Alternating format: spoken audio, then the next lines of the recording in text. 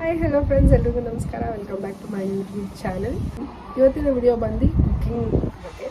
So that ನಿಮ್ಮೆಲ್ಲರ ಜೊತೆ ಒಂದು ಕುಕಿಂಗ್ ರೆಸಿಪಿ ಶೇರ್ ಮಾಡ್ಕೊಳ್ಳೋಣ ಅಂತ ಬಂದಿದ್ದೀನಿ. ಬೇಸ್ಲಿ ಚಿಕನ್ ಅಂದರೆ ಯಾರಿಗ್ರಿ ಇಷ್ಟ ಇಲ್ಲ, ತುಂಬ ಜನಕ್ಕೆ ಇಷ್ಟ. ಅದರಲ್ಲೂ ಚಿಕನ್ ಕಬಾಬ್ ಆಹಾ ಕೇಳ್ತಿದ್ರೇ ವಾವ್ ಅನ್ಸುತ್ತೆ. ಇವತ್ತು ಅಯ್ಯೋ ನಾನು ಚಿಕನ್ ಕಬಾಬ್ ಮಾಡಬೇಕು, ತಕ್ಷಣಕ್ಕೆ ಮನೇಲಿ ಪೌಡರ್ ಇಲ್ಲ, ಆಮೇಲೆ ಯಾವಾಗಲೂ ಏನು ಅಂಗಡಿ ಪೌಡರೇ ಯೂಸ್ ಮಾಡಿನೇ ಚಿಕನ್ ಕಬಾಬ್ ಮಾಡಬೇಕಾ, ಎಲ್ಲ ಡೌಟ್ ಇರೋರಿಗೆ ಇವತ್ತಿನ ರೆಸಿಪಿ. ಎಸ್, ಕಬಾಬ್ ಪೌಡರ್ ಇಲ್ದಿರೇ ಚಿಕನ್ ಕಬಾಬ್ ಮಾಡ್ತಿದ್ದೀನಿ.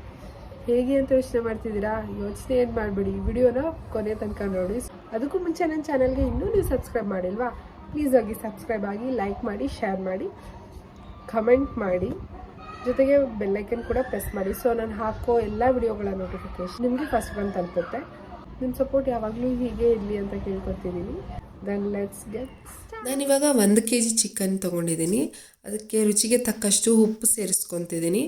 ಮೀಡಿಯಮ್ ಸೈಜ್ದು 1 ನಿಂಬೆಹಣ್ಣ ಕಂಪ್ಲೀಟಾಗಿ ಹಾಕ್ಕೊತಿದ್ದೀನಿ. ಇದಕ್ಕೆ ನಾನು 4 ಹಸಿಮೆಣ್ಸಿನ್ಕಾಯಿ ಯೂಸ್ ಮಾಡ್ತಾಯಿದ್ದೀನಿ. ನಿಮಗೆ ಖಾರ ಇನ್ನೊಂದು ಸ್ವಲ್ಪ ಬೇಕಾದರೆ ನಿಮಗೆ ಖಾರಕ್ಕೆ ಎಷ್ಟು ಬೇಕೋ ಅಷ್ಟು ನೀವು ಯೂಸ್ ಮಾಡ್ಕೋಬೋದು. 1 ಚಮಚ ಶುಂಠಿ ಬೆಳ್ಳುಳ್ಳಿ ಪೇಸ್ಟ್ ಹಾಕ್ಕೊತಾ ಇದ್ದೀನಿ. ಇವಾಗ ಅದನ್ನೆಲ್ಲ ನೀಟಾಗಿ ಕಲಸಿ 10ರಿಂದ 20 ನಿಮಿಷ ಮ್ಯಾರಿನೇಟ್ ಆಗೋದಕ್ಕೆ ಬಿಡಬೇಕು. ಸೊ ಇವಾಗ ಮ್ಯಾರಿನೇಟ್ ಆಗಿದೆ. ಇದಕ್ಕೆ ನಾನು 2 ಚಮಚ ಕಾಶ್ಮೀರಿ ಚಿಲ್ಲಿ ಪೌಡರ್ ಹಾಕ್ಕೊತಾ ಇದ್ದೀನಿ. ಅದು ನಾವು ಬೇರೆ ಕಲರ್ ಯೂಸ್ ಮಾಡ್ತಿಲ್ಲ. So Kashmiri chilli powder taste colour ಎರಡೂ ಕೊಡುತ್ತೆ.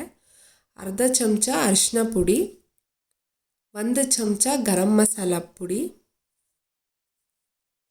2 ಚಮಚ ಚಿಕನ್ ಮಸಾಲ ಪುಡಿ ಸಹ ನಾನು ಸೇರಿಸ್ಕೊತಾ ಇದ್ದೀನಿ. ಇದಕ್ಕೆ ಈಗ 2 ಚಮಚ ಕಾರ್ನ್ಫ್ಲೋರ್ ಹಾಗೆ 4 ಚಮಚ ಕಡಲೆ ಹಿಟ್ಟನ್ನ ಸೇರಿಸ್ಕೊತಿದ್ದೀನಿ.